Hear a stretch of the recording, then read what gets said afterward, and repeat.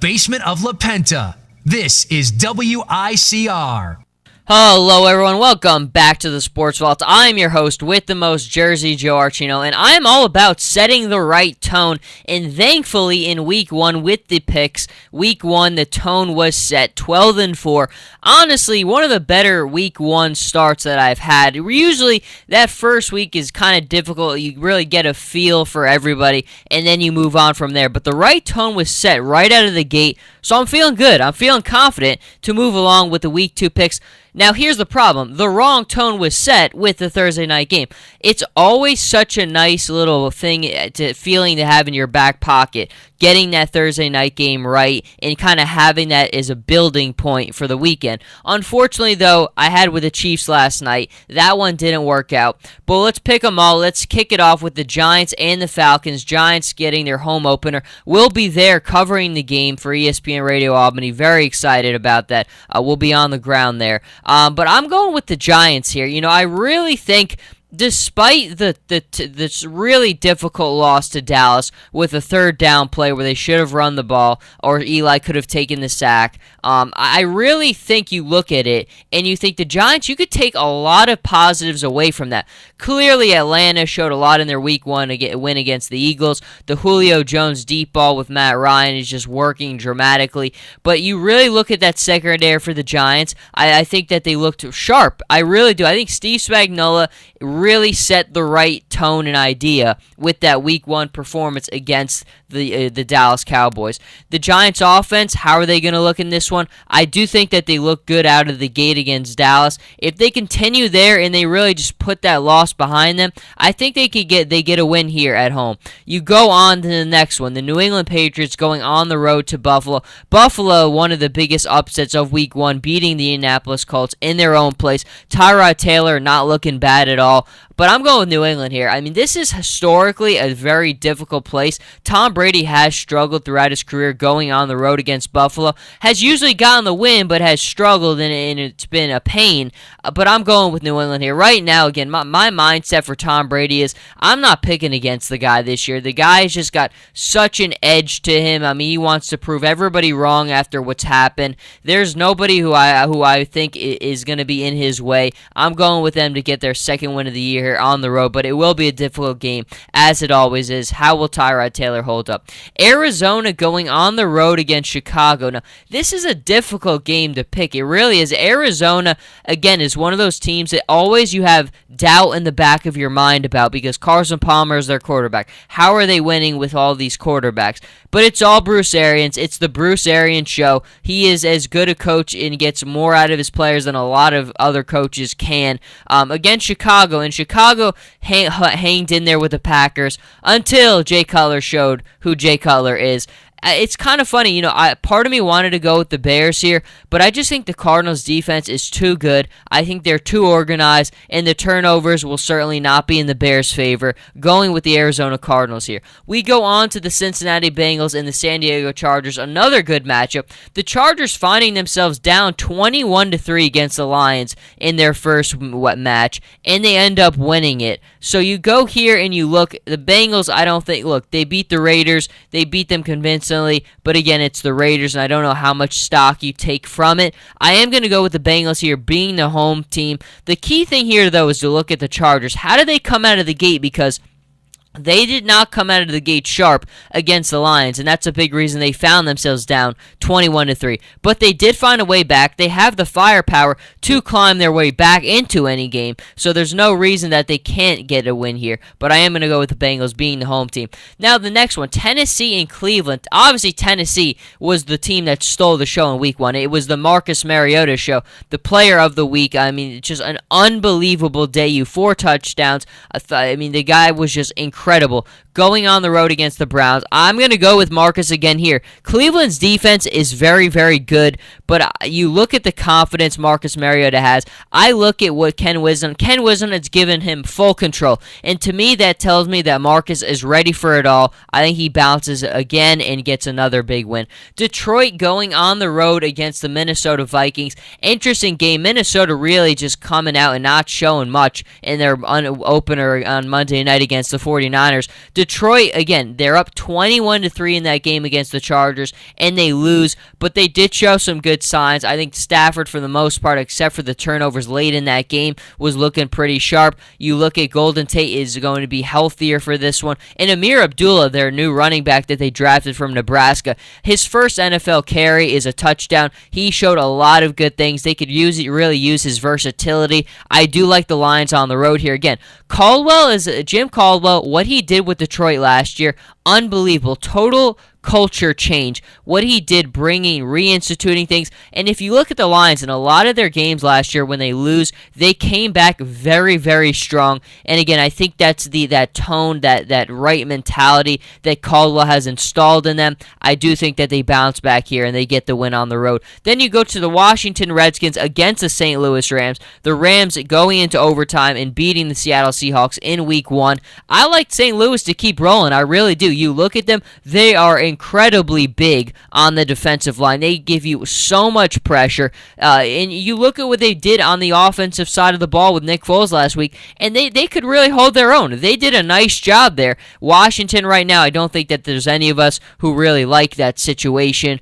Kirk Cousins, I don't know. I've never been a big fan of RG3. I don't think Cousins has shown much either, so you really don't have much there at quarterback, and if you don't have much there at quarterback, you don't have anything, and you don't have a win here. Going with the St. Louis Rams. Then we go to the Tampa Bay Buccaneers. Jameis Winston hoping to bounce back from his let's be honest, it was an ugly first performance from him. His first pass, a pick six, not really the tone. Again, like I said, we're all about setting that right tone on this show. Jameis did not set the right tone in his week 1 performance, the first performance of his NFL career. We go to the New Orleans Saints. I think on the road, they had a very tough first task to beat the Arizona Cardinals. They lose that one. They show some good things. Brandon Cooks and Drew Brees look like they're going to have a big year connecting with one another. The running game there, I am going with New Orleans. I think it will be another difficult one for Jameis Winston because, again, what Rob Ryan is going to throw at this young kid after he saw how phased he was by that Tennessee Titans defense, he's going to throw a lot at him. I think it will be another difficult performance from Jameis Winston. Then the Pittsburgh Steelers against the San Francisco 49ers. The 49ers really surprising. Now, I had them winning against the Vikings,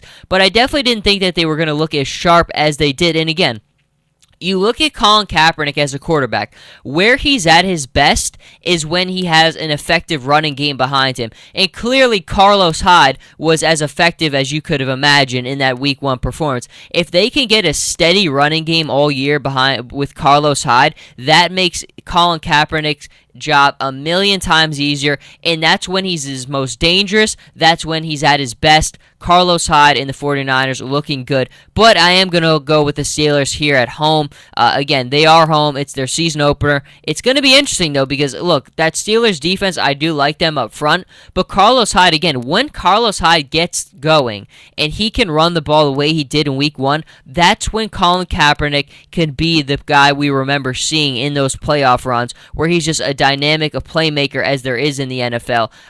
That it all comes from the run game, his production, but I do think Pittsburgh gets it done. But it'll be a fun one to watch. See how San Fran continues to respond. Carolina and Houston is the next one. Going with the Carolina Panthers here. Now, I do think the Texans made the right decision going with Mal as the starter here. Brian Hoyer just had nothing going with him. A lot of people, he did get named the starter very early, earlier than most other coaches named theirs, which was interesting, but I do think Mallet is a better alternative there. But even though Carolina, you still got to worry a little bit with them. Luke Kuechly came out of that first Week 1 game with a concussion, and Cam Newton just doesn't have a whole lot of targets to work with. Jonathan Stewart's going to see a lot of action. I'm going to go with the Panthers here, even though that Texans defense is good. Cam Newton going with Carolina being the home team. Baltimore taking their show on the road. I mean, it's incredible for how they start their season on the road, 2 in a row, starting with Denver last week, now with Baltimore.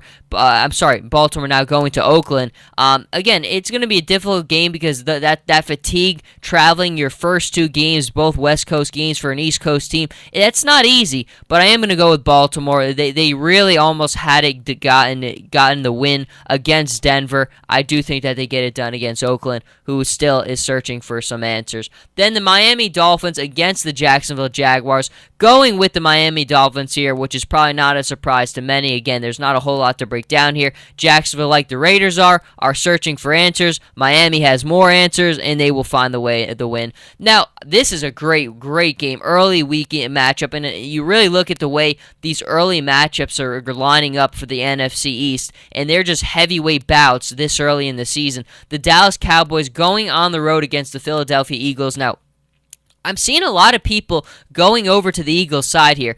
I don't really think I can right now. Now, I do think they showed some really good things in the first game on Monday night. Really not a good first half, but Sam Bradford and the offense looked very sharp in the second half. A couple mistakes from Chip Kelly, which kind of might have gotten them a different result in that one. But Dallas on the road last year was just unbelievable. I think they will do the same this year for kind of getting that first game jitters out. It wasn't pretty in their first one against the Giants, but I think that's a testament to the Giants as much as it is for anything, because they played a very strong game.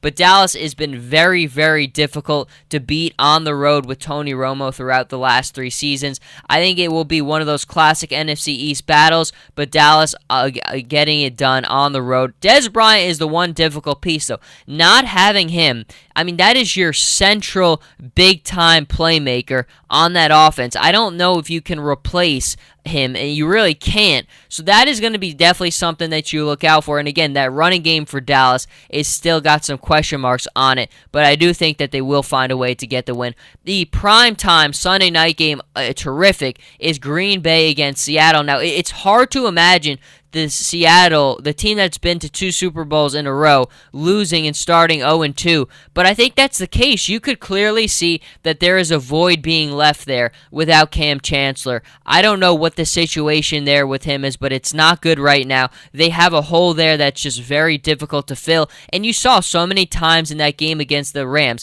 how many plays did they give up that Cam Chancellor would have impacted, and his presence on the field would have been different. I think it's difficult. Green Bay is playing very well. James Jones, again, that was the right decision. I mean, the Giants, I still don't know if they should have cut him, because, again, you saw what he did in week 1. You see the repertoire he still has with Aaron Rodgers. He's still got his guy, even though Jordy Nelson is out for the year. That's a big loss, but James Jones certainly helps fill that void. I have Green Bay winning on Sunday night. The final one on Monday night, the New York Jets going on the road and playing the Indianapolis Colts. The Colts losing their first one, probably one of the biggest disappointments of that week 1.